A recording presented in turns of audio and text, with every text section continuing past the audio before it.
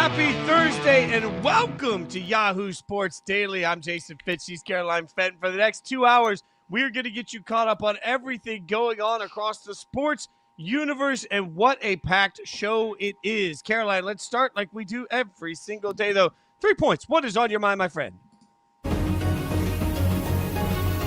News updates. So, of course, the World Series obviously is behind us. The Dodgers win back-to-back championships. So now we are officially not just in the offseason, but we're in rumor season. It's the best time of the year in any professional league. And the rumor mill in Major League Baseball is rumor milling, because yesterday, Randy Miller, who is a Yankees beat reporter at NJ.com, got Yankees fans and Pirates fans all up in their feels. So he reported that an anonymous player for the Pittsburgh Pirates, a teammate of Paul Skeens, said that, quote, "Trust me, Paul Skeens wants to play for the Yankees." Obviously, Paul Skeens, the NL Cy Young winner, after just 1 year of being the MLB or the NL Rookie of the Year, this time around he was just like slightly more excited about winning Cy Young than he was Rookie of the Year. We're getting there with Paul Skeens. He's getting just a little bit more excited. But the rumors got even louder that the Pirates GM Ben Cherington had to address those Paul Skeens to the Yankees rumors at the MLB GM meetings in Las Vegas. He said that teams have continued to pick up the phone and call and ask about Paul Skeens, but Ben Cherington, of course, GM of the Pittsburgh Pirates, said, quote, "It's always respectful. Teams have to ask the question, right? I suspect that won't end. But the answer has been consistent. Paul Skeens is going to be a Pirate in 2026. That's probably much to the chagrin of Yankees fans, probably much to the chagrin of Dodgers fans, and maybe even much to the chagrin of Paul Skeens himself. So let's not bury the lead here. Look, Paul Skeens is one of the best pitchers on the planet. He could be a Hall of Famer tomorrow, but Paul Skeens isn't going to win very many games in Pittsburgh. So these rumors will not stop. I can imagine the calls won't stop, nor should they. Any GM in Major League Baseball would pick up the phone and call for the efforts of that man right there, your NL Cy Young winner in 2025. The Giannis Antetokounmpo of Major League Baseball. We're just going to spend his entire career trying to trade him somewhere else. All right, I'll get to my first point of the hour, and that is a bad season that has now gotten even worse already for the Los Angeles Clippers. You see it there just in Clippers guard Bradley Beal has a fracture in his hip. He will undergo season-ending surgery, sources have told ESPN. Now, this is part of a complicated season already for Beal. He's played in only 6 games with the Clippers this season. He was acquired this year by LA to be one of the pieces that takes him to the next level. He was listed as questionable Monday night in the loss to the Hawks because of hip soreness, but he's missed games because of lower back soreness, left knee injury. It's been all over the place. We still don't actually know when the injury happened. We just know that he's opted for surgery. His agent had this quote: "We met with numerous doctors and specialists around the country in collaboration with the entire Clippers medical staff over the last few days and came to the decision unanimously that the surgery will allow Brad to have a full and complete recovery," meaning his season is done. And this season already feels like it's done for the Clippers, which was on display last night against the Nuggets. They lose 130-116. They're 3-8 on the season. But most importantly, on last night, Jokic absolutely goes off. Yet again, the Joker does great things. 55 points, ties SGA for the most points scored by any player this season. An absolute dominant performance. You see it there, 12 rebounds, 6 assists. Look at the efficiency from the field. Look at the efficiency from three-point range. This is an absolute epic reminder of 2 things that we learned again last night. 1, the Clippers stink, and they're going to stink all year long. We know that. 2, the Denver Nuggets are very good, and they're going to be very good all year long. You might not love paying attention to Denver. Jokic might not be the sexy MVP candidate that we love constantly from so many NBA players. As we've talked about on this show, he may not give a damn about anything, but we give a damn about him because he continues to be one of the best players in the NBA. We'll get back to more on Jokic. We'll get back to more on the Western Conference. Got a lot of NBA coverage coming for you over the course of today. But it is Thursday, which means we have a Thursday night football matchup between the Jets and the Patriots. The matchup sucks, but the Patriots don't. Caroline, I am here to tell you straight out, the Patriots are about to get the number 1 seed in the AFC. This schedule is Charmin soft going the rest of the way. They've got so many wins ahead of them. I'm still not still sure that they're a great football team, but I am sure that the runway's ahead of them to get them to home field advantage in the AFC. You sure about that? Feel good about it. You sure about that? Home field advantage in the AFC is one thing that I can buy into a little bit more than locking up the number 1 seed in the AFC, because I have been burned making predictions about the NFL postseason before Thanksgiving and I ain't doing it again. I don't make the same mistake twice, because this league is so weird. This league is far too unpredictable, because we can talk about this Jets-Patriots matchup tonight, and I think we can all expect, like we would all think, if I had to be a betting woman, I would say the Patriots are going to win this game and they're going to roll against the crummy, crappy Jets who just traded away 2 of their 3 best players. I also would have said that last week about the Miami Dolphins taking on the Buffalo Bills. I also could have said that about any weird and wacky finish in any of the games that we've seen so far in the NFL. So nothing on any given Sunday or Monday or Thursday or any other day of the week that the NFL plays is any foregone conclusion. I also would like to acknowledge that there is a team out there named the Indianapolis Colts. Heard of them? They have the same record as the New England Patriots, and although the Patriots have a fairly manageable schedule upcoming. Of course, they have the Jets tonight, and they go on the road to the Joe Burrow-less Cincinnati Bengals the week after.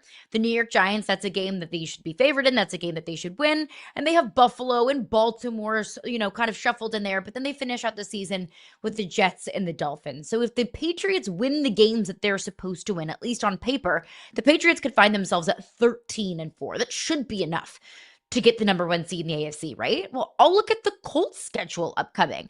They get Houston, they get Jacksonville twice. They get Houston and Jacksonville twice upcoming. Those are all 4 games that the Indianapolis Colts should win. So the Colts also have a clear path to potentially 13-4. So I'm not going to say that this is absolutely positively, the Patriots' number 1 seed to lose, because the Colts are still sitting right there. And I'm not going to count out this Colts team anymore. I've done it too much this season, Fitz. Every week I've wanted to count out Daniel Jones and this Colts team. I have learned my lesson. I will not do it. But I think it is fair to say, if it's not the Patriots, it is the Colts. I don't believe in the Denver Broncos. Here's the thing. I'm the one that's been planting the Colts flag all year. And you mentioned their schedule upcoming. It should be noted they have to go to Kansas City and to Seattle. That's probably the 2 losses we're looking at here that gets the Colts to 4 losses overall. I believe the Indianapolis Colts are a better football team than the New England Patriots. If they played on a neutral field right now, and I had to bet your house on it because I'm not betting mine, I would bet on the Colts to win that football game. Like, I think the Colts are a better team than the Patriots. But when you start to look at where there's wiggle room for error, I can find an argument for the Patriots, frankly, winning all of their remaining games. They've already beaten Buffalo this year. So they beat Buffalo once. They could do it again. And then the other side of it is the Ravens. We continue to just scream about the Ravens and their meteoric rise. At some point, we could also admit that the Ravens are where they are, because at times this year, they have sucked. So I can find, like, if I'm trying to find benefit of the doubt, I can find Santa sacks full of it for the Patriots. If I'm looking from the Colts side, man, you could say, all right, well, the Colts got to figure out, they've got, like I said, not only do they have the Seahawks, not only do they have the Chiefs, they also have the 49ers in there. That's been a tough team so far this year. They have the Jags, you mentioned a couple of times. So the Jags have been the wildest up and down team of the NFL so far.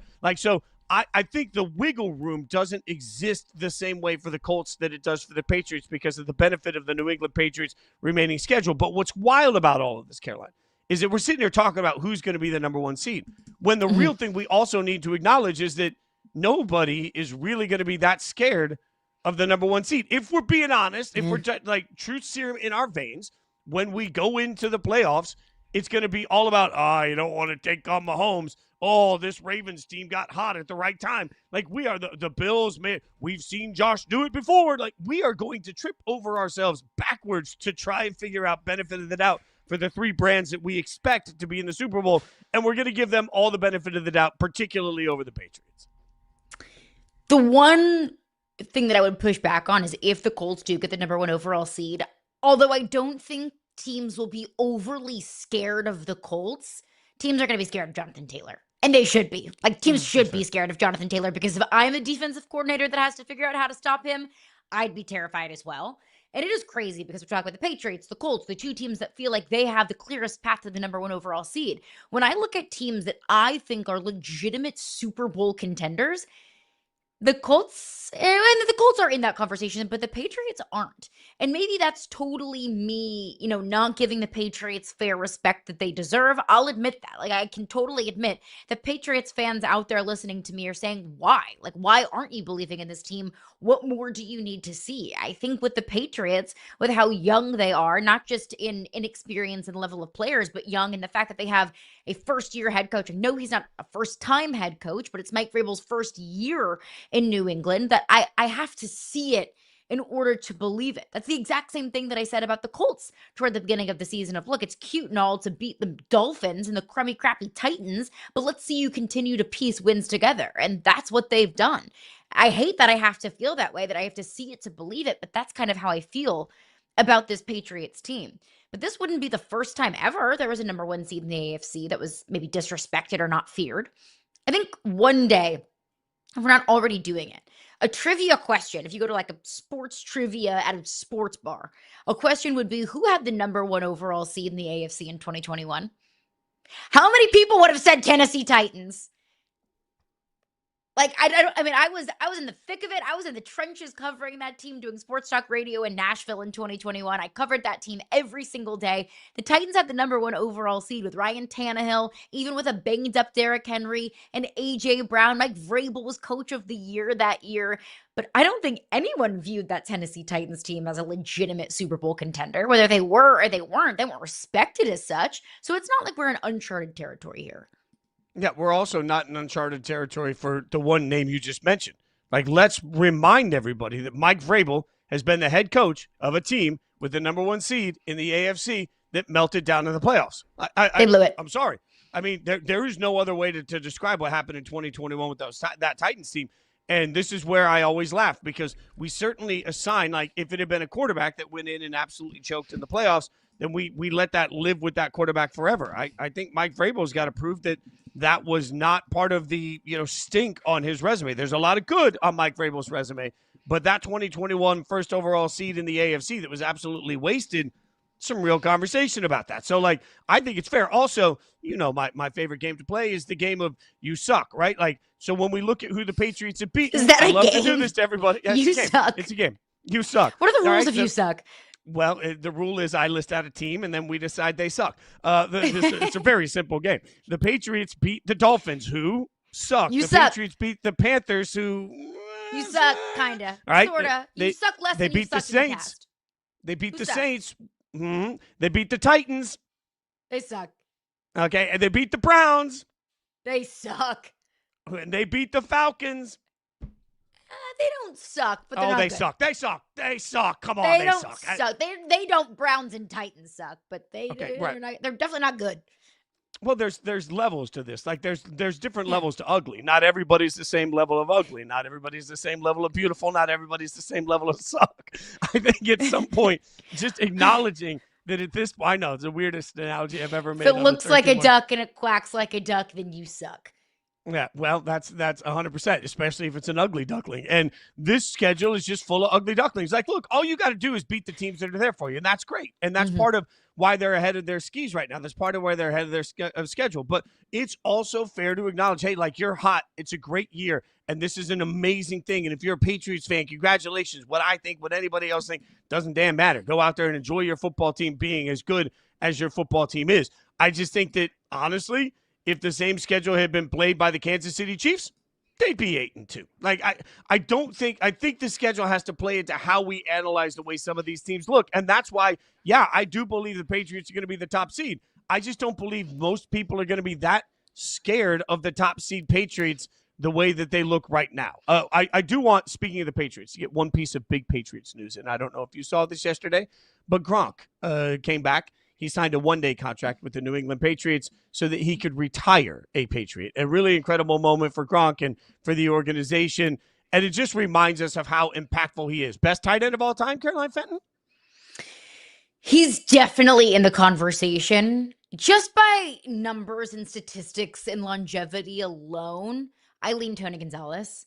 I mean, he played at an incredibly high level for 17 years in the NFL. I mean, like at one time, he was the leading receiver and leader in reception yards in the NFL as a tight end. I think that's wildly impressive. So if I had to pick one, I would lean Tony Gonzalez just because he was in the league for so long. But when you look at Gronk, the fact that he played with Tom Brady, all of the Super Bowls that he won, his presence, his personality, he's so lovable. He's the people's princess. That's what Gronk is. So, I mean, Gronk is definitely on the Mount Rushmore of greatest tight ends of all time. And if you think he's the greatest tight end of all time, you will hear zero pushback from me. Look, I do think he's the greatest tight end of all time. And part of it has to do with just his size combined with his speed, his wit, his ability to absolutely disrupt, his ability to throw in a block and then just destroy you, but then also get into a route. That right there, nobody could really bring him down. Nobody could really cover him. You think about all those things with Gronk. What's going to be interesting is that this is a transcendent moment for the tight end position because we are seeing young guys come in and absolutely clobber the numbers. Like when you look at the success of Brock Bowers, when you look at the success of Tyler Warren, like you go across the landscape and you look at some of the other young tight ends in the league that are absolutely just destroying video game-like numbers in production. It's a reminder of how much that position has changed, and Gronk is a huge part of why. Like, once teams saw what Gronk and guys like Gronk can do to the defenses that they have to face, it reminds everybody of what a secret weapon a great tight end can be. I fear that in 30, 40, 50 years, some of the context of Gronk will be lost because the video game numbers are going to become explosive for the tight end position, much the way they have for wide receivers, even passing numbers compared to what passing numbers looked like in the 80s. So I think it's important to remind everybody who the first were, the Tony Gonzalez's of the world, and to a certain level, the Gronks of the world, the impact they had for their team. Travis Kelce. Travis Kelce, 100%. You know, there's a modern spot here where it's easy. The funny thing is today, Gronk is on the Mount Rushmore of tight ends. I wonder if in 30 years that'll feel a little bit like the old guy at the table argument because the position has changed so much, which wouldn't happen without guys like Gronk. So congratulations to Gronk on a great career. Congratulations to the Patriots on a one-day celebration for somebody that meant so much to the organization. We've got a massive weekend of NFL action. I want to get invited to one Gronk party. I have a story about that. That's all I asked for. I'll tell a story about that off air. Kansas City, Buffalo. We got a wild weekend coming in the NFL of proving games that are must-wins. We'll tell you about it next.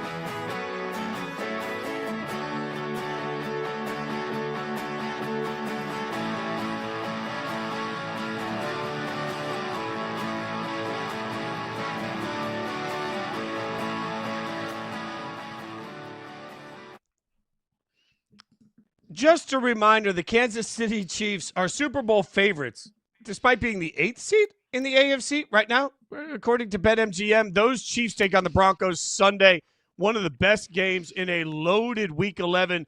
The Chiefs are on the outside looking in. Like, Caroline, they're the Super Bowl favorite, and right now, if the playoffs started today, they wouldn't even have a spot in the dance. Like, they would be watching the playoffs. They are as close to the playoffs today as you and I are, but we just presume that they're going to get there because of what's ahead of them. But that being said, does that make this a must-win this weekend against the Broncos?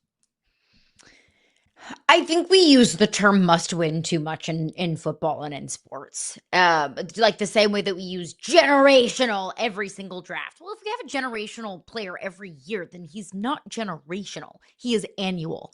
But I think it's a really big one. I think a must win would be if the Chiefs do not win this game, then they are statistically eliminated from the playoffs. And that's not where we find ourselves. I mean, right now, you just said if the playoffs started today, the Chiefs wouldn't even be in the dance, yet they're still Super Bowl favorites on the sports books. I think that's the Patrick Mahomes and the Andy Reid effect and the benefit of the doubt. So I'm not going to consider this a must win, but you get incredibly uncomfortable if you don't win this game. Because I still have faith that the Kansas City Chiefs are going to find themselves not just in the playoffs, but deep in the playoffs, if not right back in the Super Bowl. Because why would I not believe that? Because if there's anything that you've seen from this Chiefs team over the last 6 to 7 years, it's that they'll find a way. Somehow, some way, they'll get there. But they, at least on the upcoming schedule, they'll go to Dallas. They'll be favored in that game. They host the Texans. They'll be favored in that game. They host the Chargers. They'll be favored in that game. They'll go to the Titans. They'll be favored in that game. And they'll likely be favored in the last 2 games of the season at home against Denver and then on the road at the Raiders. So it's not a must win because there are plenty of gimmies. There are plenty of very winnable games upcoming on the Chiefs schedule. But if you fall on the road to the Broncos, well, then you turn around and host the Colts. That's not a gimme. So if you lose 3 straight, Buffalo, Denver, Indianapolis, things get really uncomfortable, but you still understand that the Chiefs are somehow, some way going to find a way. Well, I think part of the concept of must win requires context of who's around them. Right now, as we mentioned, they would be the 8th seed because they lose the tiebreaker today to the Jacksonville Jags. So I ask everybody, do you trust the Jags more or the Chiefs more to win throughout the course of the season? The team directly below them, 1 game behind them in the 9 seed right now, is the Texans. Do you trust the Chiefs more or the Texans more? Now, the Baltimore Ravens sit at the 10th spot, also 1 game behind the Chiefs. But I think most of us believe that Baltimore is going to overtake the Steelers. So do you trust the Steelers more or the Chiefs more? And when you put it that way, let's be honest. If the Chiefs win today, if the Chiefs lose over the course of the weekend and they fall to 5-5, the Chiefs fall to 5-5, Monday morning, the number 1 headline everywhere is going to be, are the Chiefs dead? And the answer to that question is still going to be no, because realistically, 5 losses isn't enough to keep you out of the playoffs. 7 losses might not be enough to keep you out of the playoffs, depending on how the AFC plays out. There's still so much football left. If they want to win the division, they got to beat the Broncos. But if they simply make the playoffs, all we're going to talk about, every single show, you don't want to play Mahomes. And they're not wrong. Like, Caroline, it's an exhausting narrative, but it's also the right one. Like, that's the problem here is, like, at some point we say must win because the concept of a 5-5 Kansas City team still being in the playoff hunt just doesn't feel normal. But the reality of it is, until they get their way to 8 losses, I think that number is 8. Until they get to 8, I'm not going to bank them out. As long as they have a shot at a winning season, they have a shot at the playoffs. As long as they have a shot at the playoffs, they have a shot at the Super Bowl. Like, it's what Mahomes and Andy Reid do. And that, I know that infuriates so many NFL fans that aren't Chiefs fans. Same thing with the Eagles. Same thing with the Bills. That fan bases outside of those can get so frustrated that it's almost like, well, what, did you not watch? Did you not see how bad they were? Why are we so obsessed with what's happened in the past, not looking at the right now? I understand and I hear you, Steelers fans or Chargers fans or Broncos fans or Giants fans. I hear you. I know. I get it. It's infuriating and it's frustrating. But what we've seen from the past is what can give us maybe a peek behind the curtain of what's to happen in the future. We've seen this with the Chiefs. We've seen the Chiefs just barely scrape by in wins. We've seen the Chiefs lose games they have no business losing, and then they find themselves right back in the Super Bowl or winning the Super Bowl. We've seen this from the Chiefs before. So pardon me if my panic level isn't exponentially high for a team that we've seen do this before and win the Super Bowl in spite of it. I think of it, the Ravens kind of as the same way. If we want to look at teams that have legitimate shots of not just making the playoffs, but going on a deep run in the playoffs, the Ravens are below 500 at this point. But I think that we have enough historical context and context into this season right now as to why they're below 500 and why they're underachieving this season. And I will still give the Ravens that benefit of the doubt to say that, man, like, now that the defense is getting healthier, now that Lamar is healthy and he's back out there and all things starting to click at the most important time for this Ravens team, I'm not going to count them out. Despite being 4-5 for the Ravens and 5-4 for the Chiefs, I still view them as legitimate Super Bowl contenders. Yeah, and it's important to note that this Kansas City Chiefs team has feasted on one-score games in most years. And this year, they have a one-score loss to the Chargers, a one-score loss to the to the Eagles, a one-score loss to the Jags, and a one-score loss to the Bills. So they have 4 one-score losses. Yeah, that Bills loss felt worse than one score, though. It did feel worse. But it was one score. But we can either buy into that means that the magic is gone, or that means that, hey, they're still in a lot of close football games. So who do we then believe? Like, because I think you've listed the handful of teams. And look, I'm just going to be honest for a second. Like, I think the Baltimore has a great shot at a Super Bowl this year still. I think the Bills have a great shot at the Super Bowl this year. And that's based solely on me thinking that at some point it will come together and we'll see the best of it. I think the Colts have a very real shot at the Super Bowl this year. They look like that sort of a team. On the defensive side of the ball, they're good enough to win. And on the offensive side of the ball, you mentioned Jonathan Taylor earlier. I think he should be the league MVP with a quarterback that's playing really efficient with a lot of good weapons around him and a coach that, even though not as a head coach, but as a coordinator, has been to a Super Bowl. So, like, I respect everything that stacks up for the Colts. I give those teams a lot of opportunity to win the AFC, to be in the Super Bowl. I just can't get there with the Broncos because I don't trust what we've seen at the quarterback position. I can't get there with the Patriots because the teams they've beaten are so bad, and we just haven't seen it. And the Patriots and the Bills are kind of mirror images of each other. It's the Spider-Man meme, but I've seen it from Buffalo at some point, So I feel bad for those. Like, those fan bases have to be frustrated, Caroline. I just can't get there. As much as I try to, I can't get there with them. That's fair. Look, my AFC contenders, the 4 teams that I would trust the most to find themselves in the Super Bowl, are those 4 teams right there. It's Kansas City, it's Buffalo, it's Indianapolis, and it's Baltimore.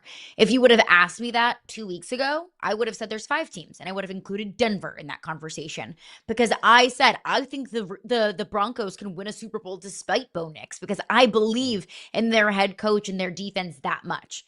After we saw what they did against the Raiders, nope, never mind. Throw it out the window, because when I saw Sean Payton call a backwards pass on 3rd and 1, I thought, nope, this team's not winning the Super Bowl. When I saw Bo Nix just throw some boneheaded interceptions when there wasn't a Broncos jersey in sight, I thought, nope.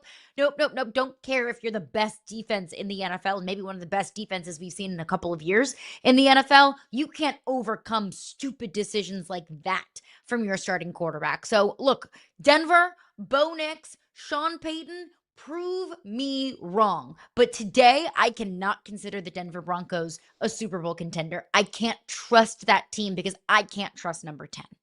Well, and that's somebody on Twitter coined this. I don't remember who. Sorry, don't mean to steal it, but the Boverthrow. It's a perfect word, the Boverthrow, because the amount of times that Bo Nix just heaves it downfield, but then overthrows it straight to somebody else.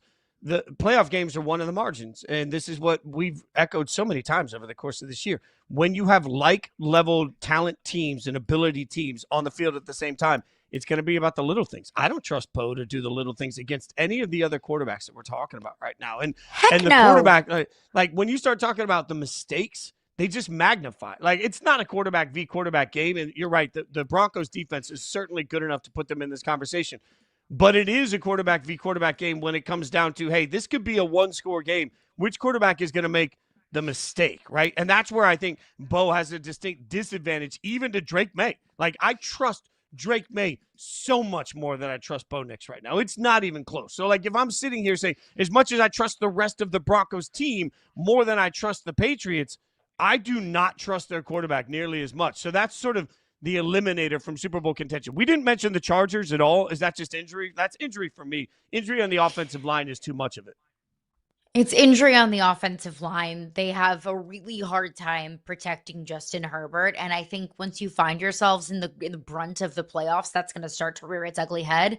When you can't protect your quarterback and you can't consistently run the football, you can't win games in the playoffs. I don't trust you beating the Chiefs or the Bills or the Colts or any of these other teams in the AFC or multiple of those teams to find yourselves in the Super Bowl. Just the offensive line is too banged up, and they rely too much on the offensive line in the way that Jim Harbaugh wants to play football games.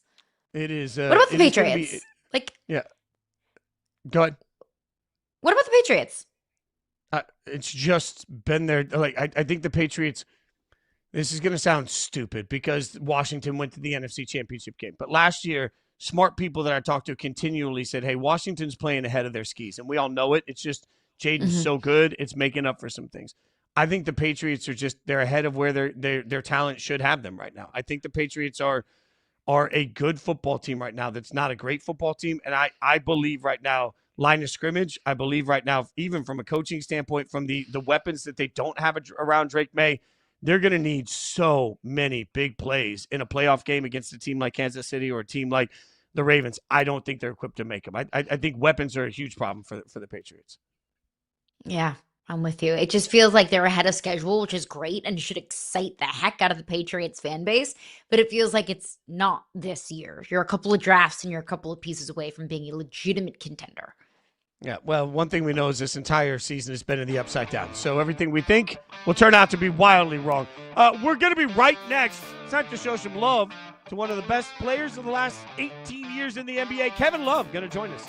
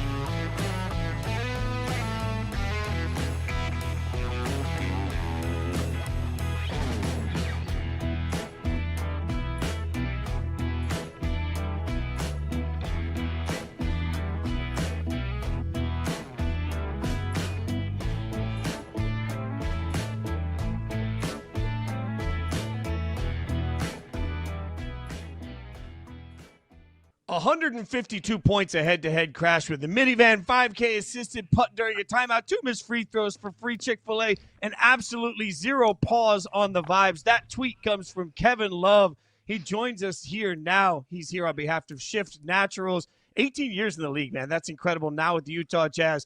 What's the transition been like for you playing with Utah?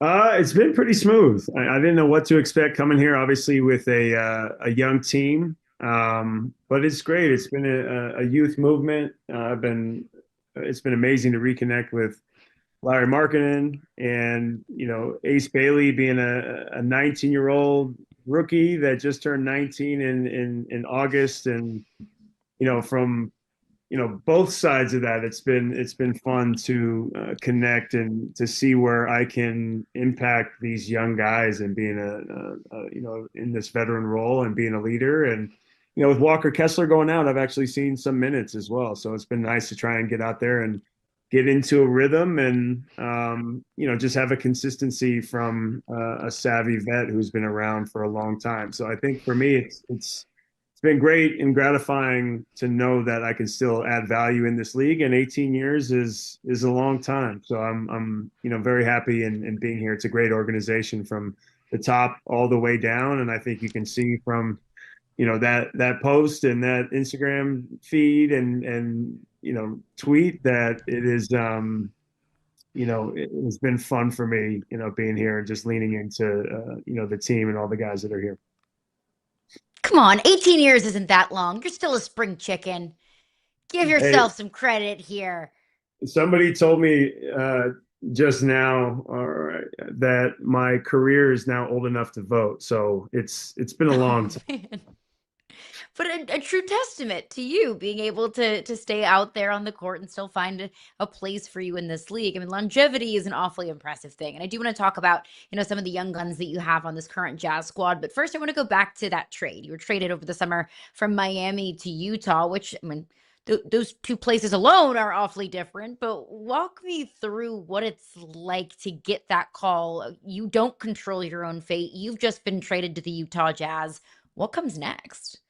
Yeah, it's tough. And I think, heading into my 18th season, still being under contract, getting to this stage in your career, unless you're a guy like LeBron James or, Chris Paul or Kevin Durant, some of the, greatest players that this game has seen, a guy like myself, you start looking yourself in the mirror and trying to see how you can last in this league and continue to add value and continue to have a role, but you start facing athletic mortality. You start asking these questions. You try and not look in the rear view because that can create some complacency, but you just continue to chase the game as best you can. So for me it's definitely a pivot, being in a storied franchise and being in Miami and being in that rhythm with my family, to then picking up after 17 years in the league and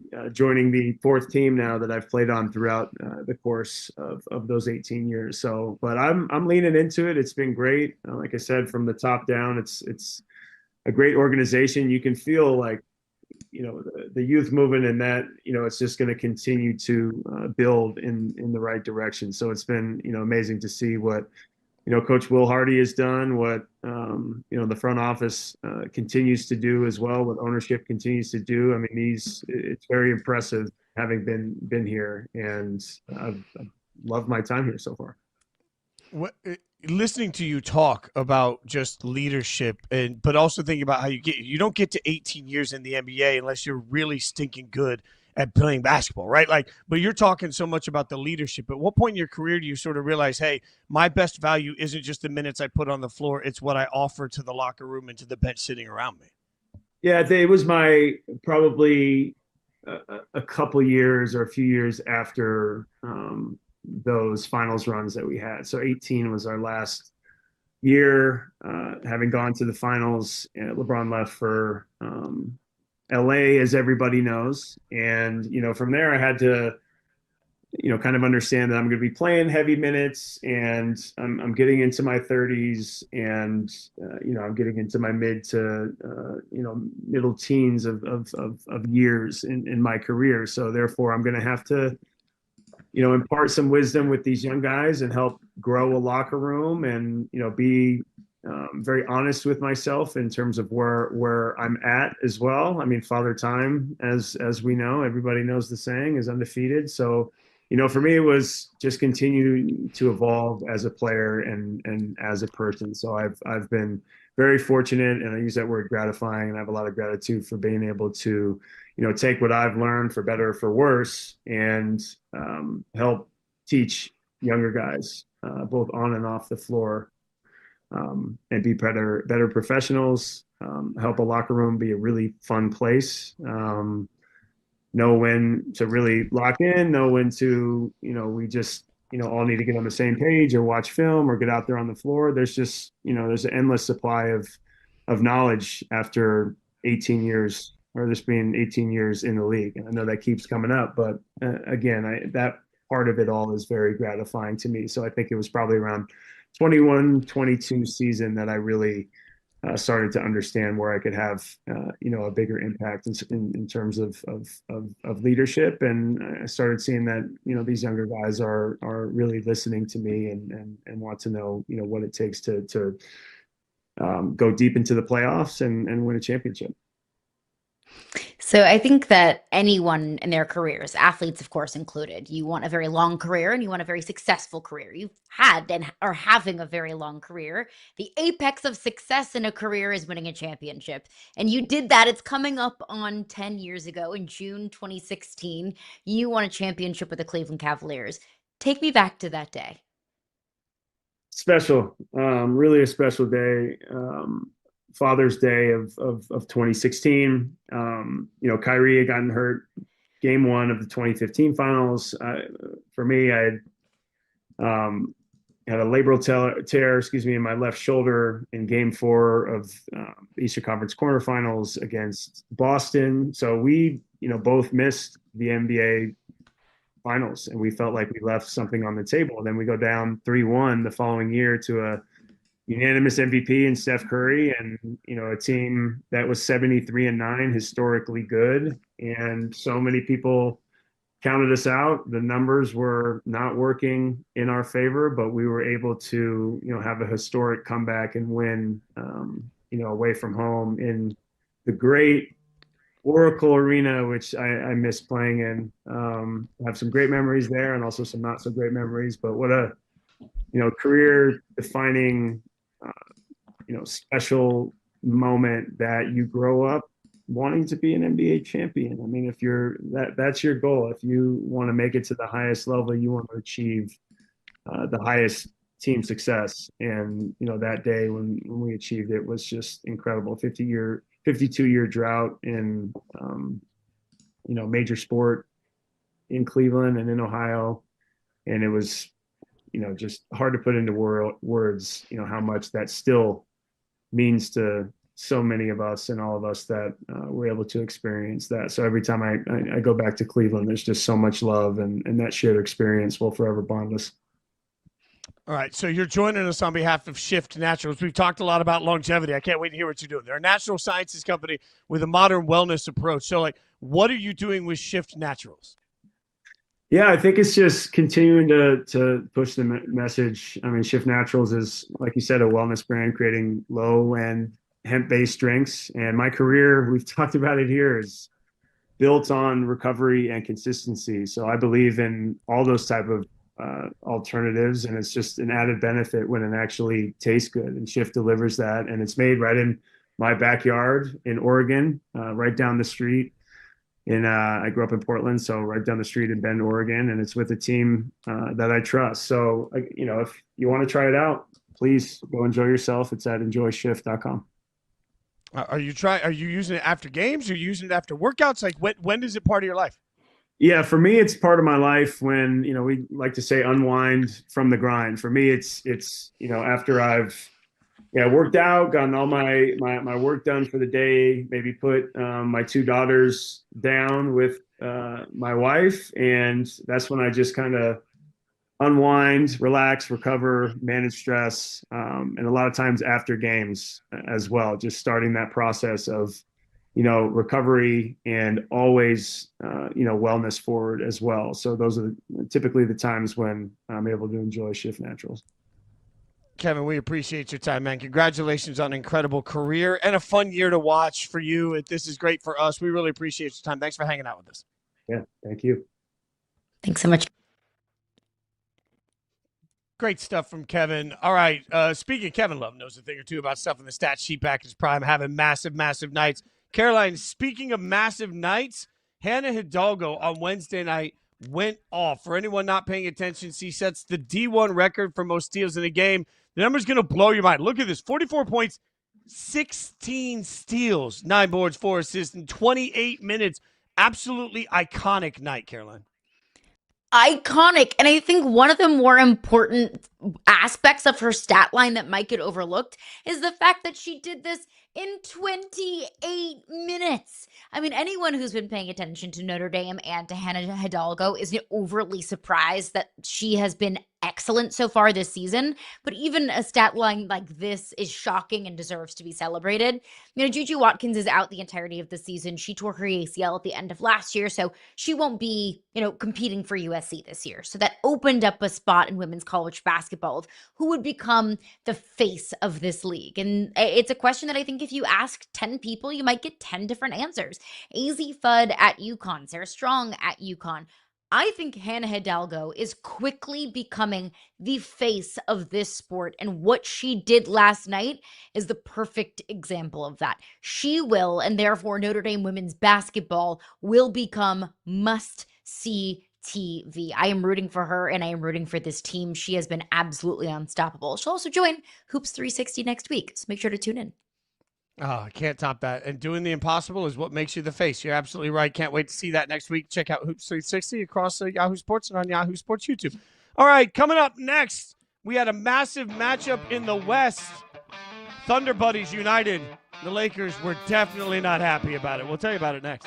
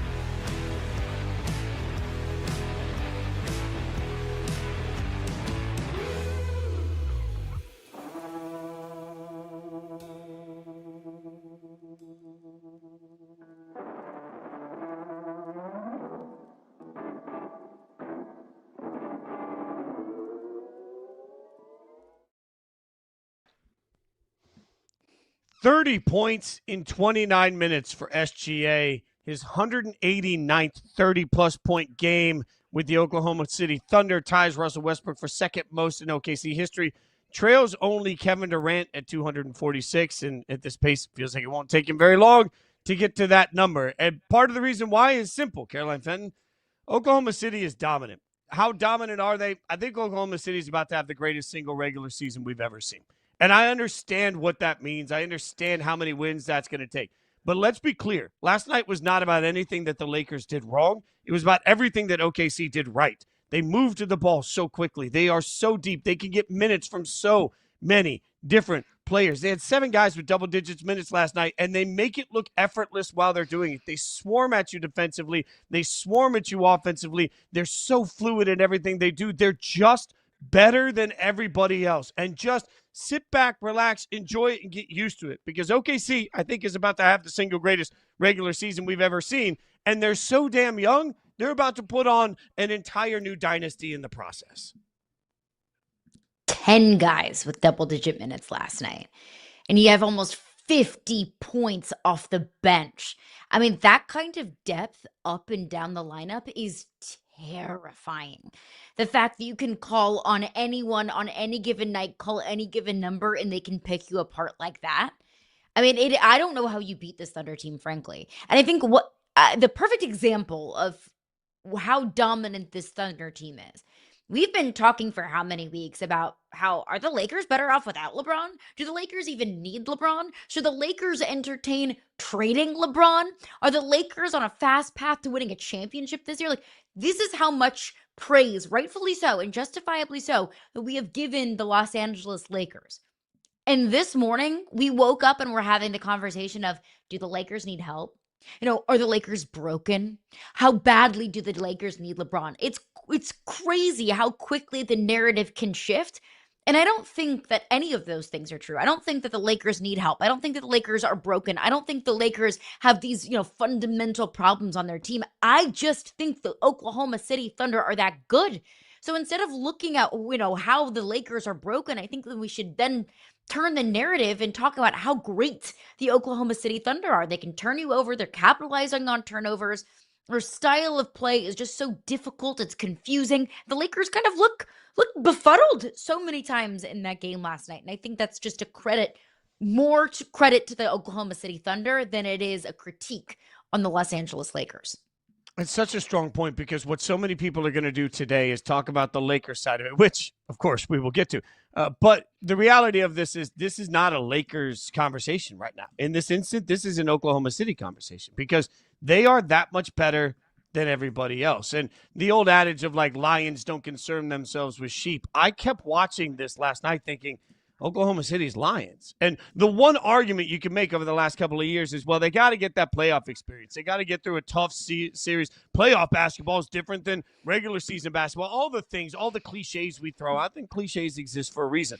But OKC did all that last year. So now what you have is a battle-tested team that knows how to win through a tough playoff series that comes into this season with every reason to maybe be distracted, every reason to maybe sort of throttle things back. And instead, the biggest critique we can make on Oklahoma City right now is in the beginning, they needed too much time to put opponents away. The overtime in a couple of games didn't look quite right in winning over and over and over again. I don't know how you beat the depth. And that's the thing that, every single offseason we become obsessed with which star is signing with which team because that's going to give them the big three. The big three doesn't matter. The modern NBA is not about the big three. The modern NBA is about, the Big Ten? Because at some point what you've got with Oklahoma City is guy after guy after guy, and it shows itself in the fourth quarter. Every game this season, I feel like I'm sitting here watching Oklahoma City, and I just watch them pull away in the fourth quarter. Why? Because they just have more guys in the rotation that can do great things. And when you couple that with how young they are, I just want to remind the world, there was a time when Golden State was an irrelevant franchise in the NBA. There was a time where people laughed at the thought of Golden State basketball. And now all of a sudden, for an entire generation, Golden State has been the it thing. They've been the calling card. They've been the thing that makes people flock to the NBA. That's what Oklahoma City is about to do. I don't think the question now is just how good they can be in the regular season. The question now is how many championships can this team win? Because barring injury, I don't see how anybody catches up to what they're doing today. And the fact that they've done it with the same level of laser focus and the same level of just day in, day out, night in, night out motivation, when they have such an opportunity as a young team to pull back and just enjoy life because they're a young team that's already won a championship, it didn't take away any of their edge. You didn't get their edge. So now they're deeper than you are. They're better than you are, and they're just going to kick your ass every night. Oklahoma City is going to be historic. I'm going to pop my feet up. I'm going to eat the popcorn every night, and I'm going to watch that man go out there and remind all of us that maybe you don't want to pay attention to Oklahoma City, but for the next decade, you ain't going to have a choice. If you don't want to pay attention to Oklahoma City, that's on you, because this is an incredibly fun brand of basketball. And to your point, they're not going anywhere. I mean, their average age is 16? They're getting, Range Rovers for their birthdays at their My Super Sweet 16 party. So this is a young team that's, I would assume that young core is going to stick together for the foreseeable future. And they are playing chess, not checkers, GM chess, not checkers, because Oklahoma City has Utah's first round pick in 2026 and the Sixers first round pick in 2026. And oh yeah, by the way, they have the Clippers first round pick in 2027. I would assume that's going to be a fairly high pick in 2027 because the average age in the Clippers is like 145. So this Thunder team, they're excellent. They look like the best team in the NBA. And I always like to pump the brakes on making any sort of big and bold predictions when it's November 13th and we have a whole lot of basketball left to be played, especially in a Western Conference that is so deep and that we have, how many, 6-7 teams in the West potentially that we feel like could legitimately make a run in the postseason. But I feel like this is an exception that I can say that I think the Thunder, I can signed, sealed, delivered on November 13th, this team is going to the Western Conference Finals. That not only is this a dominant team now, this is going to be a dominant team for the foreseeable future. And they have so much draft equity that they're only going to supplement that to be even better for years and years, maybe even a decade plus to come. Like, this Oklahoma City Thunder team is terrifying in the best possible way. Yeah, just a reminder, the average age of Oklahoma City is 25.3 years. Compare that to the Clippers, who suck at 30 years old. So just a reminder of where things are. Is it that young for the Clippers? Yeah. Well, at least according to this quick Google search. I mean, average age by minutes, which is also an interesting, that factors in who's technically playing. Average age by minutes, again, 25.5 for Oklahoma City, 32.1 for the Clippers there. So who's actually getting in is even older. There is, speaking of old, another conversation here about the Lakers, though, because we did find out LeBron is back, had his full practice as part of his ramp up to his return. I love this. It's not with the Los Angeles Lakers. It's with the G League affiliate, the South Bay Lakers. I can't imagine being in the G League and you're like, all right, let's go up against LeBron today. They even have him listed on their G League roster.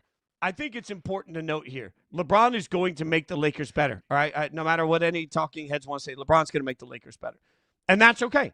Like, I also think it's important to note that the Lakers are not deep enough, even with LeBron, to compete with Oklahoma City. LeBron would not have changed that outcome in my mind. 100% of LeBron last night doesn't change what we saw last night against this OKC team. But if you're a Lakers fan, man, you're right in the thick of it. You have a top 3, top 4 opportunity in the West. You have a shot at the Western Conference Finals. LeBron being back is a reason to energize your hope, but I don't think LeBron being back shortens the gap between where the Lakers are and the Thunder are. If you think LeBron is going to come in and solve all of your problems, you got bigger problems than that. But I don't think that this Lakers team is fundamentally flawed or has a ton of problems. When you have Luka Doncic, who's playing at an MVP level, when that's being supplemented by Austin Reeves, who's playing some of the best basketball of his career, and then you understand that you'll have a net positive when LeBron comes back, assuming that he's 100% healthy and can contribute on, any given night. I wouldn't expect LeBron to be contributing every single night starting in November or December, but I mean, it's LeBron James. Like, if you don't think that this team is going to be better off with LeBron James than they are without, we just disagree. And I'm not willing to fight with you on that one. So I think this Lakers team, they're so good. And the Lakers team, they absolutely have what it takes with the addition of Luka, have what it takes to make a run in the postseason. I just don't think that you have all of these problems that are going to be solved by LeBron James. The number one problem that the Lakers have, the number one problem that every single team in the West has, is OKC. And that's not a problem that's going to get solved anytime soon. That's not a problem that's going to get solved by LeBron coming back and getting healthy. Yeah, I think they need more depth. They need more scoring. They need more help getting points from people. And I realize LeBron will do some of that. Maybe the concept is like Austin Reeves can be as the third best at the complementary role. He can be even more. But again, I will stress, this is not about my 3 taking on your 10. That is just not a way that teams win in the NBA anymore. If you walk into the gym and you're taking on a team that's 10 wide and they're 10 wide with greatness, and you got 3 people taking them on and then 2 scrubs, it ain't going to work for you. So we'll keep all eyes on it, but kudos to Oklahoma City. I know a lot of conversation about the Lakers. Kudos to Oklahoma City for reminding us just how good they are. From the NBA to college basketball, we got some great action to get into. John Fanta going to join us next. We'll break it all down with him.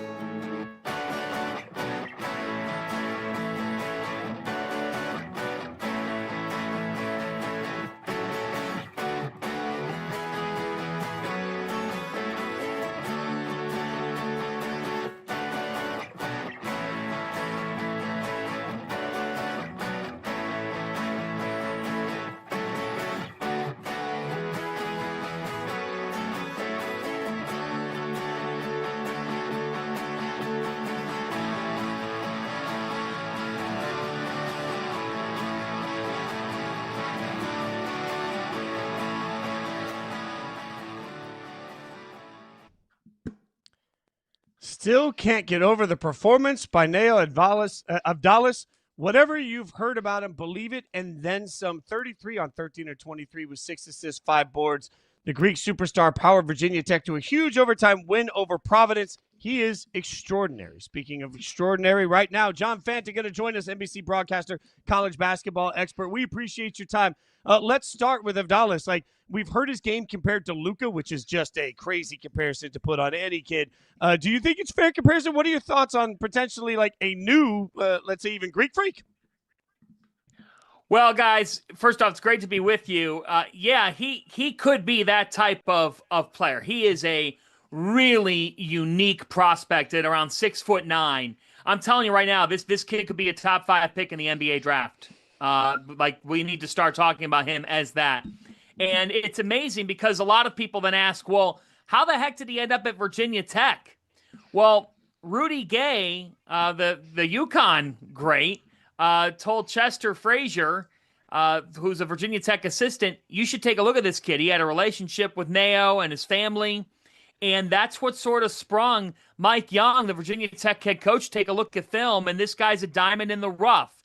I mean, he single-handedly beat Providence last weekend, a good Providence team, and he did it with elite shot making. This kid is not fazed by having to pull up off the dribble and drill a perimeter shot. I mean, you see that picture, the Providence head coach, Kim English, that facial expression says it all. He knows what's about to happen. Abdalis just dictated everything about the game. And when he goes up against Duke and Carolina in the ACC, it's going to be destination TV, guys, because he's going to go up against Cam Boozer. He's going to go up against Caleb Wilson at North Carolina and beyond. Virginia Tech will make the NCAA tournament. I fully believe it. And this kid's at the forefront of it. He is a superb talent. You know, is it fair to label him as new Greek freak? Well, let's give it a little bit of time. But I will say this. He proved in week 1 of the college hoop season in a freshman class that is historic. I've been covering college basketball steadily for the last 10 years. This is the best freshman class, and it's not close. I think it could be the best freshman class in the last quarter century.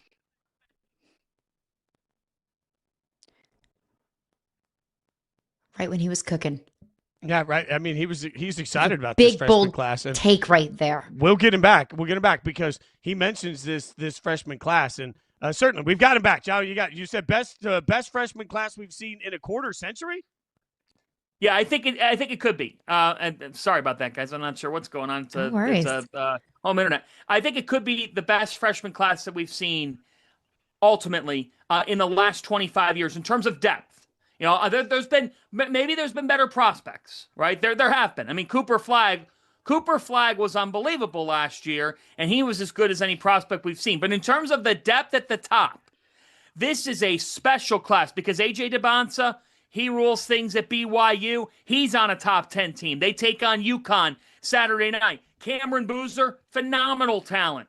And a winner. He's won everywhere he's been. I mean, this guy is just tough as nails. He's physical. He is imposing. And he can back you down. He can knock down the J. And he defends at a very high level.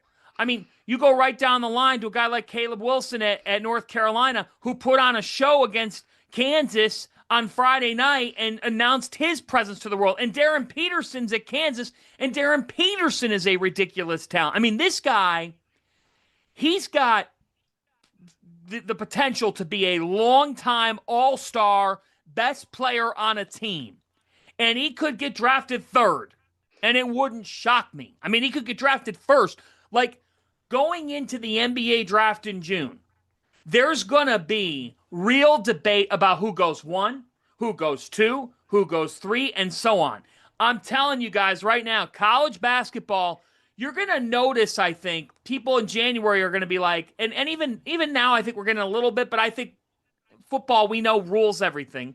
When January rolls around and people start to shift their focus, I think people are going to be like, what's going on in college basketball? Like, it feels like there's more buzz around the sport. You guys both know it. When there are, to honor the great Dick Vitale, when there are diaper dandies in the equation, and there's several of them, college hoops gets more attention because it draws the interest of the NBA fan who says, I want to see if I could get that gem. The best part about this is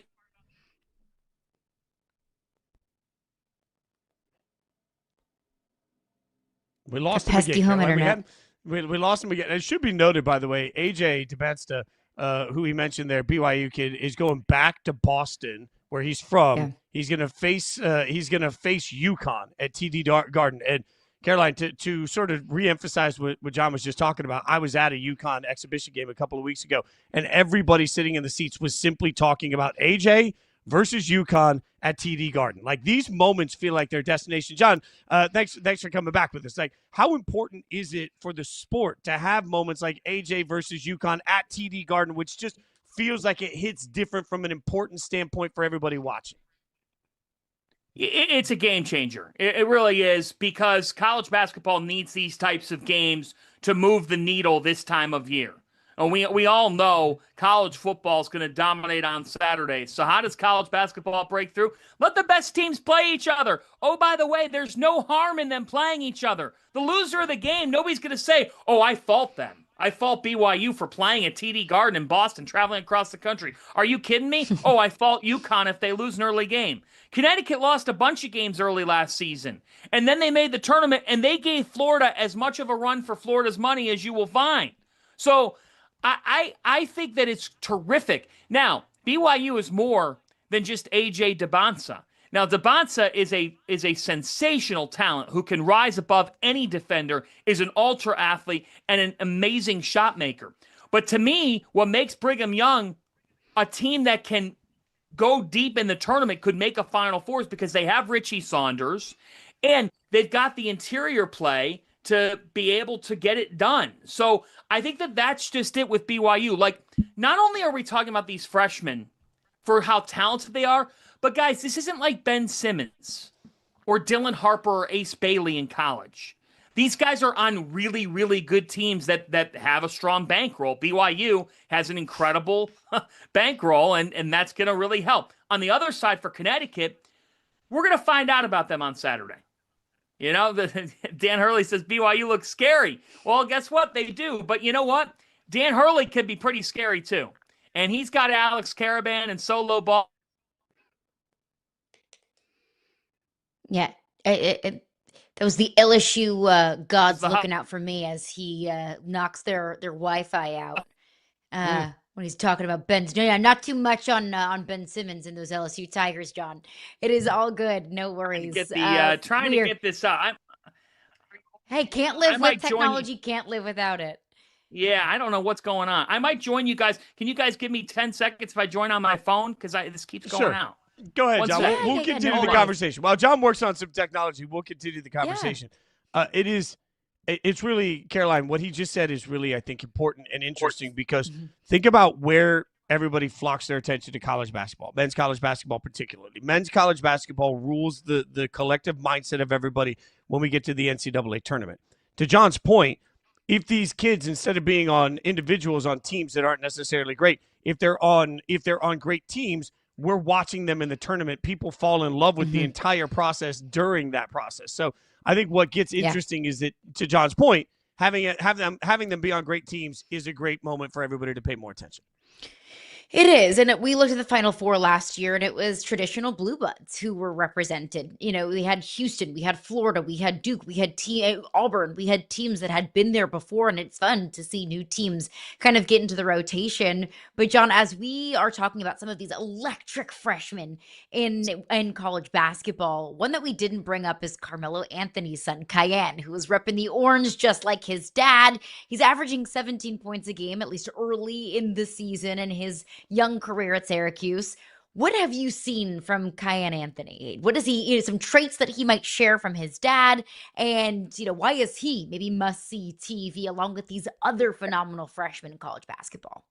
Well, he has a tremendous knack to score and to score at a high level. And what I think with Cayenne that's so impressive is the game's never sped up for him. We're covering him from the recruiting circuit all the way up to this point. I'm always impressed by his versatility, and he shares his dad's traits in terms of the bucket-getting ability. Is he his father? Is he going to lead Syracuse to a national championship?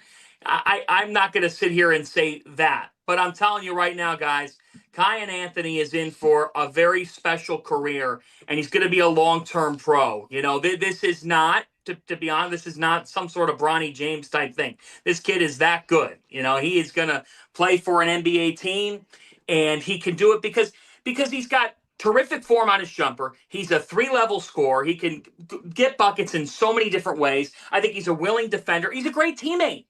This is a Syracuse team. They've got to make the tournament this year.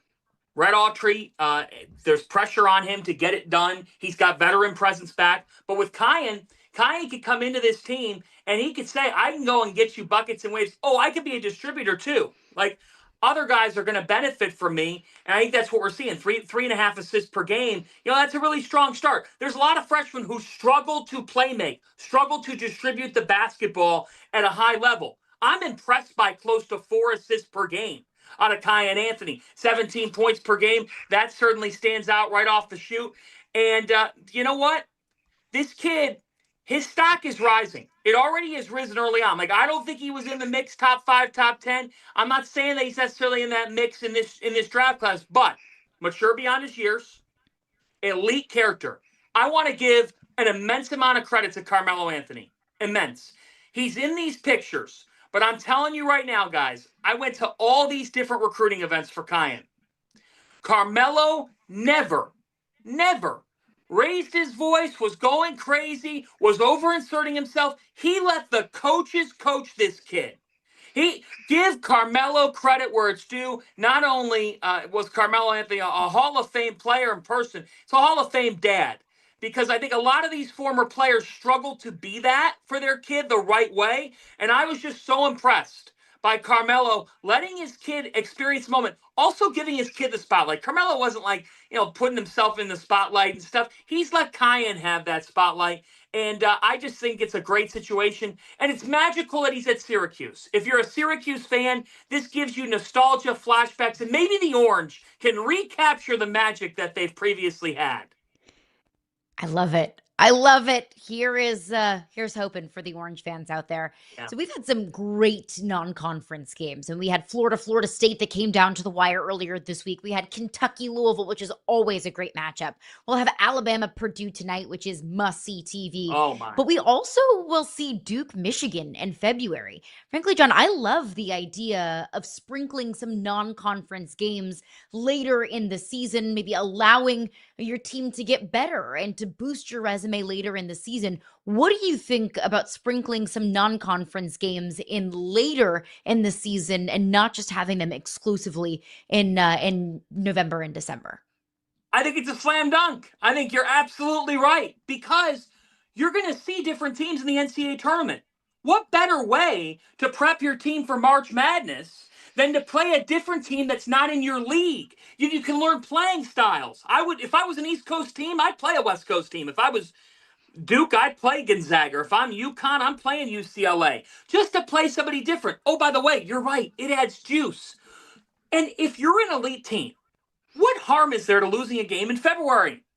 Like, go and play people, play the game. Now, it's on conferences to figure out ways to schedule and maneuver their way through those scheduling hurdles, guys. But I think it makes a lot of sense. If I was a league, I'm just thinking about it here, like, this is where the conference challenges, there are a couple of them, SEC and ACC played. The Big East previously had a couple. The Big Ten is involved in some. Like, if I'm these leagues, I'm saying, how do we move our conference challenge to a singular weekend in February? Let's line up a bunch of marquee showdowns, and let's make it big. Let's do Illinois, Kansas. Heck, let's do Michigan and Texas Tech, who's very, very good. Let's do Houston and Michigan State. Have Kelvin Sampson and Tom Izzo meet. It's better for the sport. You want to find ways to move the needle with your schedule.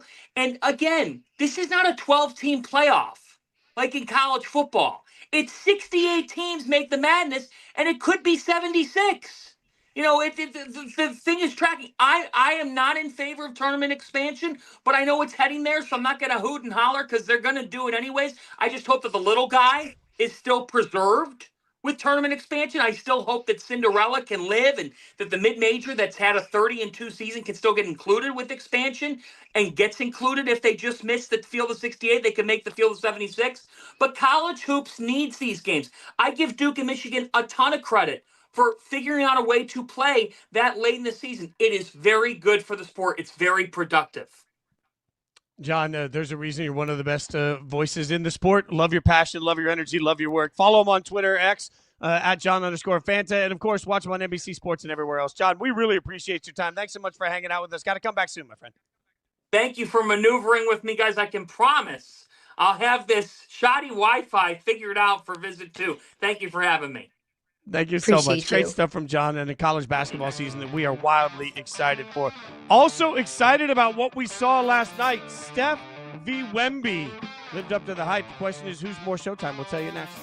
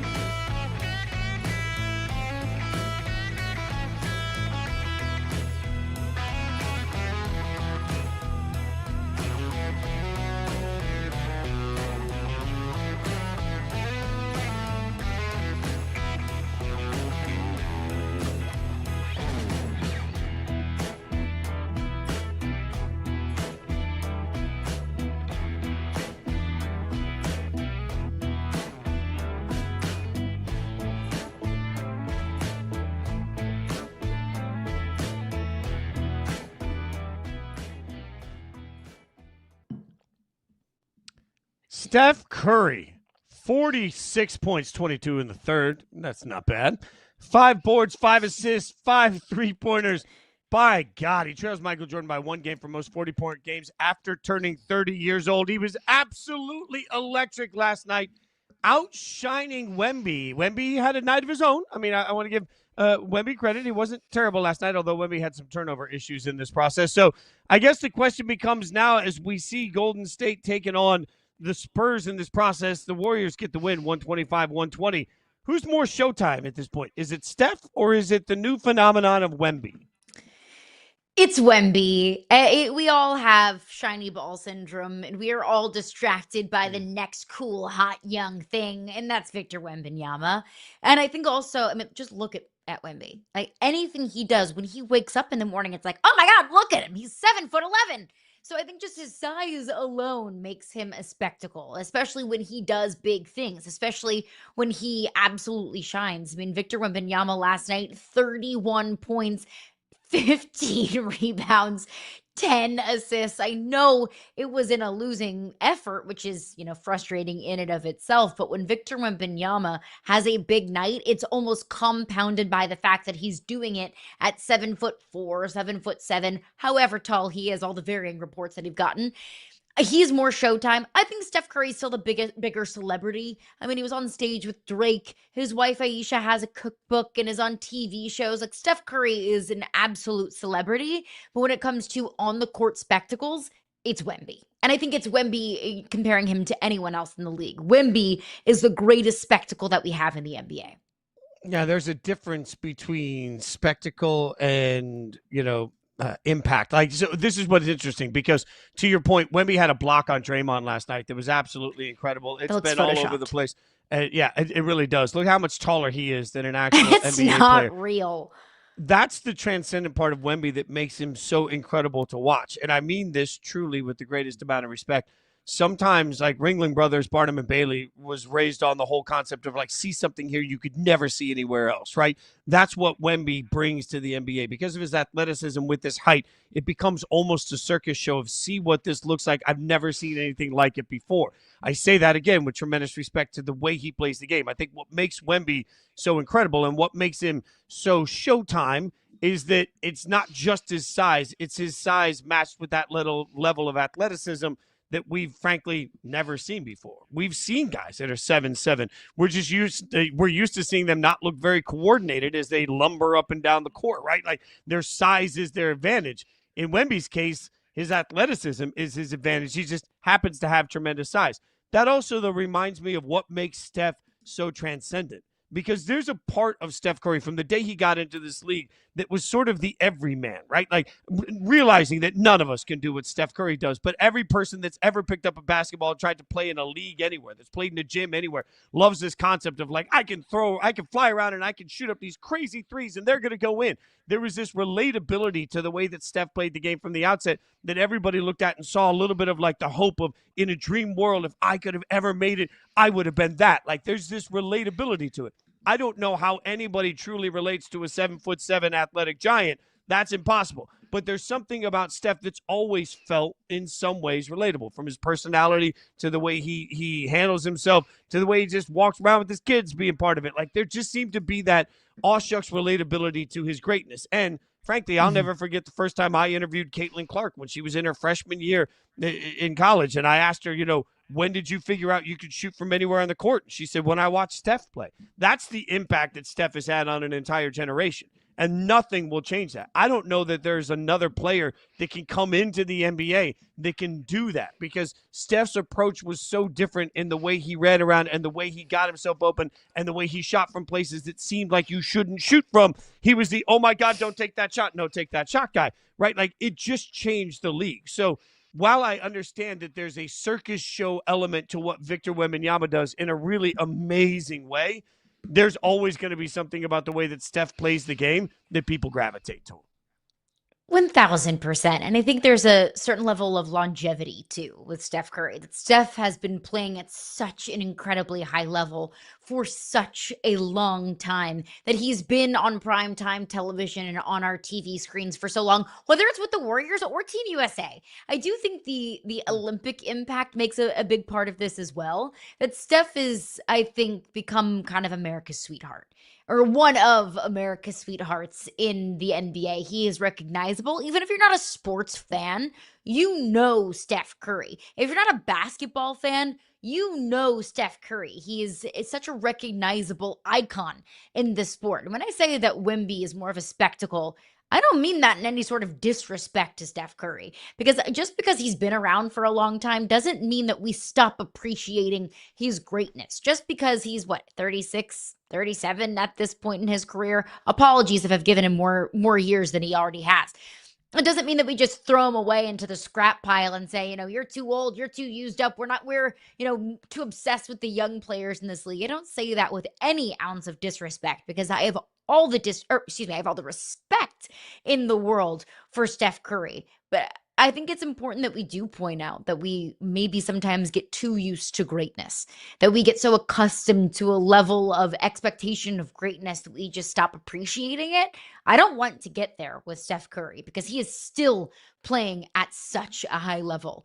I just think what Wemby is doing, the fact that he can even rival Steph or LeBron or some of these certified superstars, living legends of the game, I think is a testament to Wemby. It's so early in the season, but to your point, Steph Curry's 37 years old. Steph Curry right now is averaging 27.1 points per game. That would be the most since 22-23, where he averaged 29, and that's the only season since 2020 that's been at this level. He's playing, even if we're just looking at points of production, he's still at 30 minutes per game. He's still at 27 points per game. Impressive. He is shooting right now the best that he's shot since 2015 by field goal percentage, since 2015. So here's a guy that's 37 years old that's doing what he does better, at least on par with where he was doing it almost 10 years ago. And part of that's the style of game that he has, right? Like there's this element of he's never really guarded. Like he can always find a way to get that shot up, and that shot continues to fall over and over and over again. And it becomes one of the impressive things that truly becomes transcendent in the sport. That being said, I think your first point was maybe the most important point in the Wemby conversation, that we love shiny new things. This is just how we are as a society. Whenever we get something that we've never seen before, or somebody doing something that is different than we've ever seen before, we fall in love with it. And look no farther than the conversation we've had about MVPs that are forgotten of late. Like people don't really like Jokic doing things we don't see, but people don't seem to want to flock to it, right? SGA, like the number of people I'll have tell me, oh, SGA is boring. The mid-range jumper is boring over and over and over again. Okay, well, what does it take to truly become a sensation? You have to do something people haven't seen before, and you have to do it in such a way that everybody says, that's the ticket I have to have, right? And that's what Wemby is quickly becoming, because it just looks at you. You could never have watched a single second of basketball in your entire life. And you can pull up NBA League Pass, and you can just start flipping through games, and you are suddenly going to see Wemby, and you're going to stop because it looks different than every other game you're seeing, because the way he plays is different than every other game you're seeing, because he does literally, like, he lords over other grown-ass men that are some of the tallest people on the planet, right? So when you combine all of those things together, it's what makes Wemby more interesting to us right now. There's a difference between interesting to us right now and sustainably the face of everything that we're seeing, because Steph has been one of the faces of the NBA for a generation. And I'm not sure right now. We know that Wemby's great. Wemby's going to have to win a lot of basketball to become the same level of impact that Steph Curry has been. I do want to get everybody updated, Caroline. We did have some injury news yesterday. Jalen Brunson seen by multiple reporters leaving MSG on crutches and a boot after injuring his right ankle late in the 124-107 loss to Orlando, the same ankle that cost him 15 games last season. I don't want to scream and panic. I don't want to be Kermit the Frog running around, but kind of am, because the East is wide open, and these are the moments you have to take like you have opportunity that we've talked about it. This is your chance if you're in the East to go out and show the world that you belong in the NBA Finals. So there's a lot on the line for the Knicks. Every game matters in where this is all going. So all eyes will be on Jalen Brunson, because this is that window of opportunity where the expectations can change because of the circumstances around the Knicks. They got to be able to take advantage of it. Bad injury luck in New York. My gosh. I think everyone across the city of New York is saying, okay, Jalen Brunson gets one of my ankles and Cam Scatterbo gets the other one. I don't need him. You guys, you take him. This could absolutely be catastrophic for the New York Knicks if it ends up being as bad as it looked last night. Now, a lot of times we'll see some scary injuries and we'll realize maybe we'll get some news of just, hey, it's minor. He'll be sidelined for just a handful of games. Everything is going to be okay. And I think all Knicks fans and all of us who are just appreciators of good basketball can breathe a sigh of relief.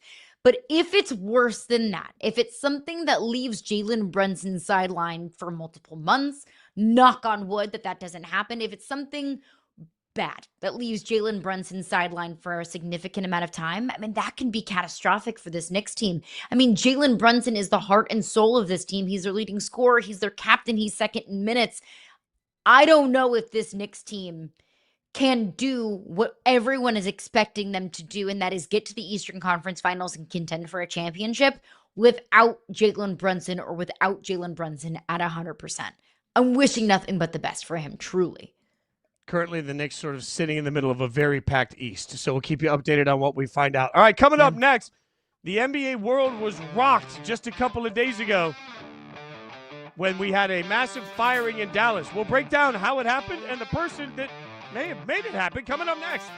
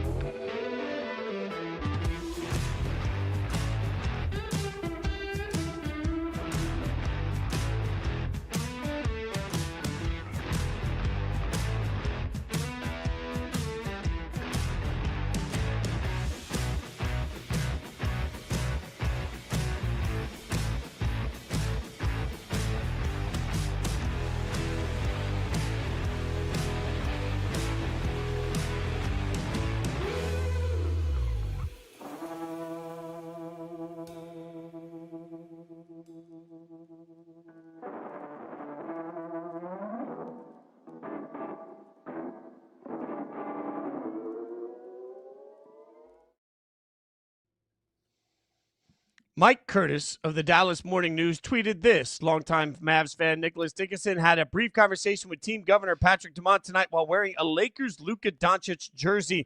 The odd interaction went viral, so I spoke to Dickason about his chat, which included an apology to Dumont. Now, that tweet was preceded by this tweet, which is the picture that we're seeing right there. I would love to know what this conversation is about. I noticed this fan sitting a few rows behind Mavs Governor Patrick Dumont when the third quarter began. Well, we know what this is about, and now we're lucky enough to be joined by the young man that was wearing that jersey right there, lifelong Mavs fan, Nico Dickason. Let's start here. Nico is the correct nickname, which is ironic. You're Nico v. Nico. Am I getting this right, buddy? Yeah. And people don't even believe me now when I say I go by Nico. I've gone by Nico since my friends have called me Nico my whole life, and now I have to introduce myself as Nicholas half the time. That is so funny. So it's a battle of the Nikos. Who's the most famous or maybe infamous Nico in the city of Dallas? You're going to have a little Nico off. So take me back to the very beginning of this. So you flipped off Patrick Dumont, and then that took us where? Like, walk us through this whole process of where we are now to you now being an internet sensation. Right. So, it started on opening night when we got beat bad. And I mean, that game wasn't competitive at all. So by probably 2 minutes into the third quarter, I was just in a bad mood. I was just, sitting there licking my wounds like, this sucks. And on the way out, I told my dad, because I was like, I want to walk past Patrick on the way out. And I told him, I was like, Patrick, you're a genius. And then flipped him off, and my dad saw me flip him off. And he actually whistled at me to come back, but I thought it was security, so I never turned around. Okay, so then walk me through how you end up having the conversation with Patrick after that. Right. So I was talking to the woman who runs our seats. Her name's Tammy, and I was like, I need to go apologize to Patrick. She knew that I had to go apologize to Patrick, and she was kind of holding me accountable for it. But Patrick's security guards heard me talking about that, and they were like, no, you can't go up to him. But I then explained to them what the situation was, and they walked up to Patrick, and Patrick told them that he wanted me to sit next to him. And that's how I ended up sitting next to him in the Lakers jersey, having that conversation. So what did he say to you? So the conversation started. He was very receptive of my apology, and then he just kind of started asking me about who I am, like my history as a Mavs fan, and we got to talking about the Luka trade, and he said that he regretted the trade, or that he felt bad for the trade. I don't remember his exact words now. It's been a few days, but something along those lines. What is that moment like for you as a fan? So Nico, but peek behind the curtain for me. I'm a lifelong diehard Raiders fan, right? Been a Raiders fan my whole life. And I was lucky enough a few years ago, standing on the sidelines, that I ended up having a 20-minute conversation with Mark Davis, the owner of the Raiders. And when he walked away, I was giddy because I was like, I cannot believe I just talked to my favorite team's owner. What was it like for you sitting down, you're in a Luka jersey, so you're trolling him, and you're having a conversation with him all at once. What was that like for you? Yeah, for me, I was just trying to I was kind of judging him. I was like, well, is the team in good hands? Because you really only see the stuff on the headlines. So I was like, I walked away from that conversation very happy because I felt like, from what I gathered, he does have the best interest of the team in mind. And, I felt like he's involved more so than the media says. So I was just happy that I felt like I could trust the ownership. Do you feel like you are partly responsible for Nico Harrison getting fired? I don't, but I'll take all the credit I can online. I mean, there is Very some well moment said. when you go talk to your friends afterwards, knowing how the world, especially Mavs fans, have reacted, what was the reaction from your friends when your sensation and Nico gets fired and it happens so close together like this? Oh, my friends actually were the ones trying to convince me that I had an impact. My friend Oliver was even like, I don't believe that these are not connected. Like, he was sure of it. That's awesome. So you're in school in Dallas now. You go to SMU? I do. Yes, I actually just finished a math test 10 minutes ago. I hope it was an A. Fingers crossed for you. We hoping for the best. So, and I'm sure, obviously SMU in the heart of Dallas, I'm sure there's so many Mavs fans that you go to school with. Like when you're walking around campus, do you feel like big man on campus? Like are people shouting at you? Like are you a celebrity? Are people asking to take photos with you? What's life been like since that night? Not on campus. I don't think people really care. I have had some of my friends come up to me and be like, bro, you're famous. And I'm like, yeah, a little bit. At the Mavs game last night, I went last night to the Phoenix game. I did get a couple fist bumps and took a picture. But no, I don't feel like a particular like celebrity or anything like that. Oh, that's the picture I took last night. There you go. Yeah. Back in a Mavs jersey. Yeah, here's the real question. What'd you do with the Luka jersey? Where is the Luka jersey now? It's on the floor in my pile of clean laundry. Okay. So will you still rock the Luka jersey? Like, where are you on your fandom then? Like, because obviously you Mavs fan diehards, you're sitting there right by the court. Does part of you then have split loyalty now to Luka? I mean, I'm always going to root for Luka. You know, it'd be a lot easier to root for him in blue.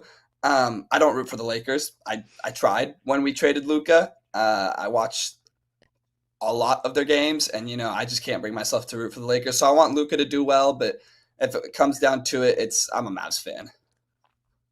So we've had this conversation so many times, you know, the two of us on this show in our production meetings. I want to ask you, as a Mavs fan, you're emotionally invested into this. Was the Luka trade the worst trade in sports history? That or Babe Ruth. I think because of, you know, there was no media coverage when Babe Ruth got traded. So I think this one definitely will go down as the most infamous trade. But yeah, and I think not only was the trade bad from a basketball standpoint, but he lost his job. He lost his respect in the city of Dallas. Like he gets, I've seen videos of him getting harassed at dinner, like just everything. I think if you look at it holistically, then yeah, it's the worst trade in sports history. Okay, so you're a Mavs fan. Are you also a Cowboys fan? Yes, I root for all Dallas sports, except I'm a Red Sox fan. Okay, random. We'll unpack that later. But, Dallas also, fans were suffering from another trade when Micah Parsons was traded. How do you compare those two, the Luka Doncic trade versus the Micah Parsons trade? You know, I think I was mad about the Micah trade as well, but I was mad for a different reason. I felt like we had to trade Micah because we mishandled the situation, whereas the Luka trade was, we didn't have to trade him. He thought he was going to be here for the rest of his career. So I think they're very different in the sense that one kind of had to happen because of mistakes that had already been made, whereas the Luka trade was just a one-off mistake that it was an unforced error. So you mentioned that you believe that the ownership group has the best interests in mind. With that being said, do you believe that part of that is keeping AD? Is AD going to be part of the long-term plan of the Mavericks? I think Anthony Davis is a very good basketball player. I don't think he's part of a long-term championship for us. I think trading him is admitting that we're entering a rebuild, which kind of sucks because we were in the finals 18 months ago, but I think we just have to cut our losses, realize a rebuild is the only way to win a championship in the coming years, and just trade Anthony Davis. You know, he hasn't played for us even really. So yeah, I think trading Anthony Davis is part of the step towards a championship. What do you think of all the conspiracy theorists that believe that Luka was moved to the Lakers because the league wanted that, and that's why the Mavs were gifted the first overall pick in the draft to give them Cooper Flag? What say you, Nico? So I am the least conspiracy theory inclined person of all time. I think it was Nico who wanted to trade him. I think we got lucky on the draft. I think everything happened the way people say it happened. I think I pretty much don't believe in a single conspiracy theory. So I think they're completely bogus. Does Cooper Flag, though, then give you great hope moving forward? Are you all in on Flag will save the organization in the next 10 years? I hope so. You know, from what the NBA players say, and from watching him, I think he can be what we need. But, in my opinion, NBA teams don't win a championship unless they have a top 5 player. So you can never tell if somebody's going to be a top 5 player in the NBA, but, he definitely has that potential. And I think moving forward, he could save us. Yeah, I think he has what it takes to be a star in this league. But I will ask you to touch on your now new close personal friend, Patrick Dumont, of course. He wasn't in the best of graces with Mavericks fans, after the trade happened. Do you think that fans are now even more behind Patrick Dumont after firing Nico Harrison? I think so. I think they're a little happier with the team. You always see there's always people on social media that are hating, or even I have haters on social media now. So it's like, there's always going to be some negativity. Yeah. There's always going to be some negativity surrounding public people. But yeah, I think for the most part, people knew Nico was the culprit, and getting rid of, him, I think definitely won some fans back for sure. Would fans in Dallas and of the Mavericks in general be happier if Mark Cuban was still in charge? I think maybe just because we know Mark Cuban has been successful, we're comfortable with him. And we're just, it's the devil versus the devil you don't. But I think when Patrick has been around for longer and fans grow to know him as an owner, and I think he just got off to a bad start, but once people start getting comfortable around Patrick, they'll be just fine with him. Nico, I can't wait for the day that we see you on your seats right there by the court, ripping apart your Luka jersey because you were full Hulk Hogan and you're gone. It's gone. It's gone from me, man. Thanks for your time. On behalf of Mavs fans everywhere, are going to be cheering you everywhere you go. Congratulations on the moment, though. This, no matter how it works out, whatever it means for everybody else, it's got to be pretty cool to suddenly be famous all over the place for something that your fan base loves. That's rare. So we appreciate you taking the time, Nico, to join us. Thanks so much for your time, buddy. Yeah, no problem. Have a good one. Thank you.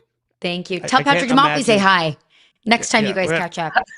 Yeah, and go. I will. Good luck on your math test. Let us know how it works out. That's great stuff from Nico there.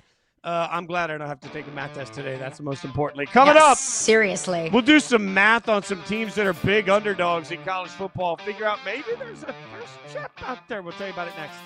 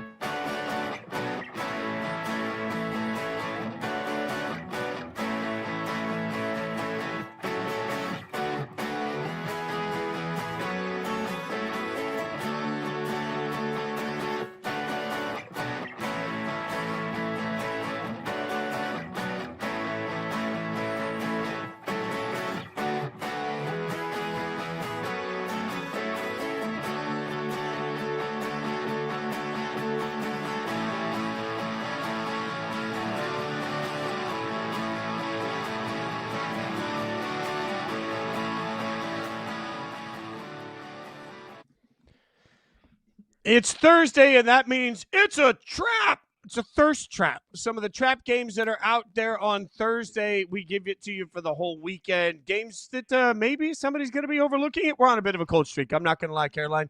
We're doing really well. The last few weeks, our thirst traps have not played out. But this is a week. We get it right back. We are back. We are off the schneid. We have corrected everything. Give me a thirst trap game for you that you think this weekend somebody could get that could trip over themselves. I knew I should have picked Cal over Louisville last week. Stupid.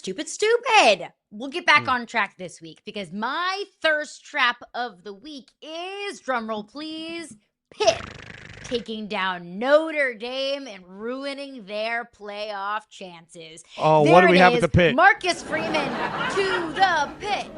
To the Pit. So this Photoshop is really well done. Okay, I love all of this about it, but I'm a little bummed I didn't get to see Marcus Freeman's abs this week. Like, I'm just going to be honest. Like, we know the abs are under the robe, but boy, that is strong work. Also, I love the leprechaun is you there. and women everywhere, Fitz. I mean, I kind of want like the leprechaun to be helping him out of the pit too. That'd be my luck though. Stuck in a pit with the leprechaun that's not powerful enough to help me get out of the pit. It's fine. But That's a powerful leprechaun right there, though. Well, yeah, shout out to Doug, who just crushes it. It Is the Fighting Photoshops Irish every so, single week. Yeah. You know what? He's got some grit in him. Look at that face. That's a man that is determined to get his head coach out of the pit. But he will be in the pit this weekend because I don't know if you've been paying attention to Pitt. They made a quarterback change a few weeks ago. They went from Eli Holstein to Mason Heinschel. And Mason Heinschel has been doing nothing but absolutely positively ballin' for the Pitt Panthers. He has yet to lose when he's been the starting quarterback. And in 4 out of his last 5 games, he's thrown for at least 300 yards. He also has a 400-yard game thrown in there when they took on NC State. Don't look now, but Notre Dame has the 88th ranked pass defense in college football. So what Notre Dame wants to do is they want to slow it down. They want to grind it out. They want to run the football with Jeremiah Love. But what Pitt wants to do is air the ball all around the yard. I think as good as CJ Carr has been playing over the last few weeks, I think that Pitt has the quarterback advantage here. And when you have a quarterback advantage in this game of football, I mean, I have to trust that. I think that Notre Dame has the coaching advantage. I think that Notre Dame has the running back advantage. I think that Notre Dame has the defensive advantage. But overall, defensive advantage at least up front. Overall, Notre Dame's secondary has been able to be picked apart. And what Mason Heinschel can do is pick apart a secondary. So I'm taking Pitt to make things a little spicy here this weekend. I would be more confident if Pitt wasn't the last ranked opponent left on Notre Dame's schedule right now. And I only say that because I just keep going back to what Marcus Freeman usually does during the course of the season. I'm going to forgive the 2 losses that they had earlier this year while they were getting everything figured out against a good football team. Marcus Freeman's MO is just dropping 1 game a year he shouldn't drop. Like, I'm actually more worried about Syracuse or Stanford just because you can see him take the foot off the gas a little bit maybe, but this game against Pitt, because the committee came in and gave them that 22 ranking, I don't know. This is really going to be absolutely that's the tough part of it, Caroline. Like, I hear you, but I think the tough part about it is I think that Notre Dame is fighting for the thunder of the gods here right now. Here's the other thing that would give me pause as I'm up here talking about, waxing poetic about Pitt beating Notre Dame. Here's what gives me pause. This was Pat Narduzzi earlier this week talking about this matchup. We don't have the clip, but he said when he was asked about whether this was a must-win game or not, which again, we throw that term around all the time. Pat Narduzzi said, quote, "Absolutely not. It's not a must-win. It's not an ACC game. I'm glad you brought that up. It's not an ACC game. I'd gladly get beat 103 or 110 to 10 in that game. They could put 100 up on us as long as we win the next 2. I felt so confident about Pitt being able to give Notre Dame, a tough out here until I heard Pat Narduzzi say this. What are we doing, Pat Narduzzi? What in the world are you doing putting that out there into the universe? That gave me pause, but maybe he's playing chess, not checkers. Maybe he's trying to clean his own rat poison. No, I think, coaches are always talking to their teams, right? I think what Pat's telling his team right there, coach is telling his team, hey, we're going to get our asses kicked, but I need you to just quickly rebound and get right back into it because we got football left to play. Doesn't matter how bad we get beat. We got things. What kind of a message is that? He's already sending the message of like, we're going to get thumped, but there's plenty of football left. Oh, God. Notre Dame by 1,000. Caroline, look, you don't make money betting against Caroline Fenton on college football. This is chess, not checkers. This is chess, not checkers. Pat Narduzzi is trying to put some toxicity into the Notre Dame locker room. He wants them to think that they're not taking this game seriously. They don't view this as a must-win. And then, bam, Mason Heinschel comes out, 75-yard touchdown pass on the first play of the game. Who's with me?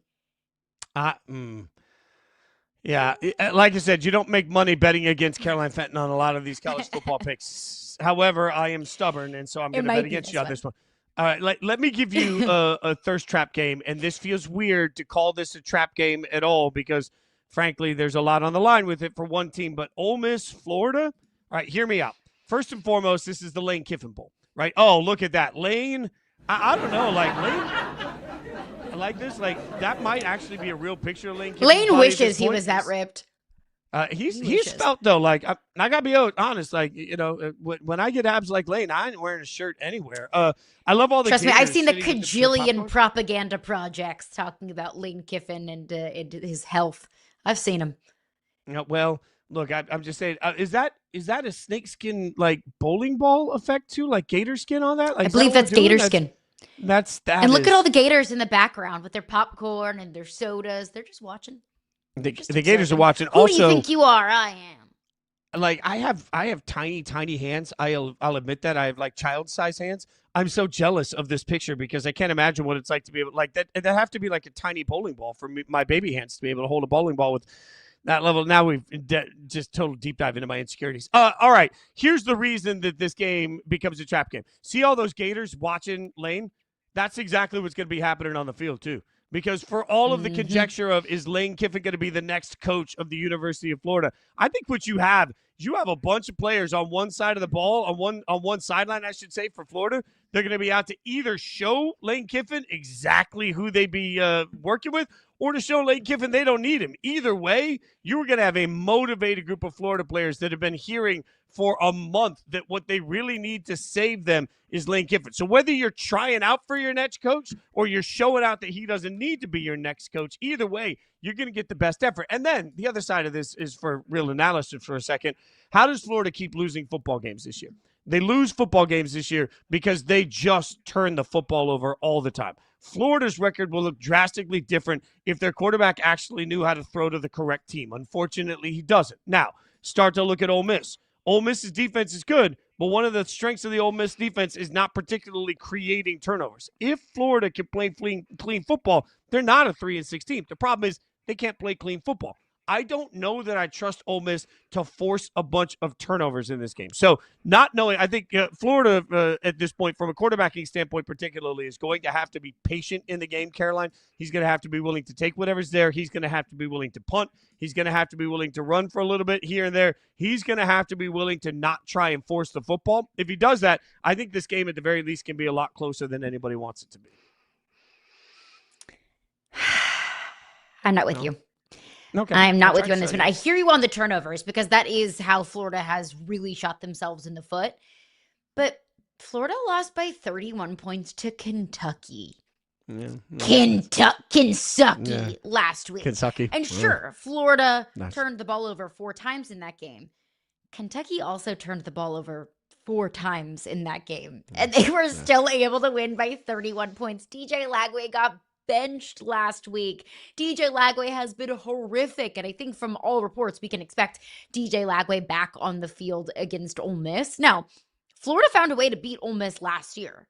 Ole Miss was 2-touchdown favorite last year. Ole Miss had an opportunity to get into the college football playoff last year, and they just totally fumbled it away, intercepted it away, a la Jackson Dart last year. But that game was in the swamp. And that was a Florida team that was playing much better football toward the end of the season than they were at the beginning of the season.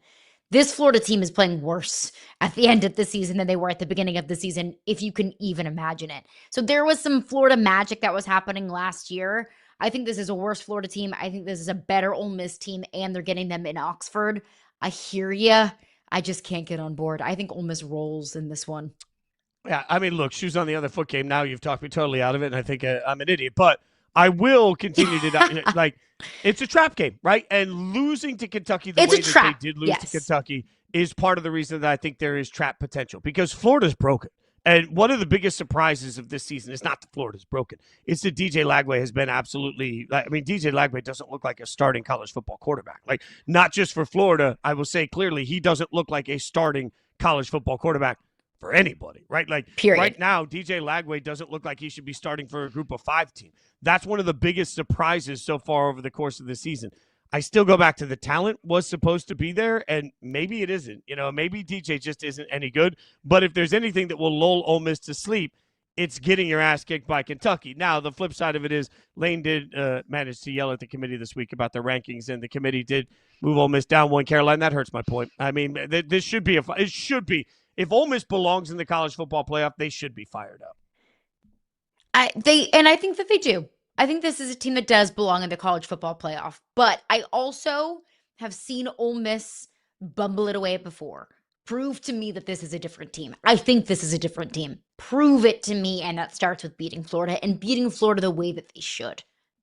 It is a wild weekend of college football. There are a lot of big games with massive implications on the college football playoff. Big weekend in the NFL, too. We will preview all of it for you tomorrow on Yahoo Sports Daily. Come back right here at 9 a.m. tomorrow and hang out with us again. Thanks for watching.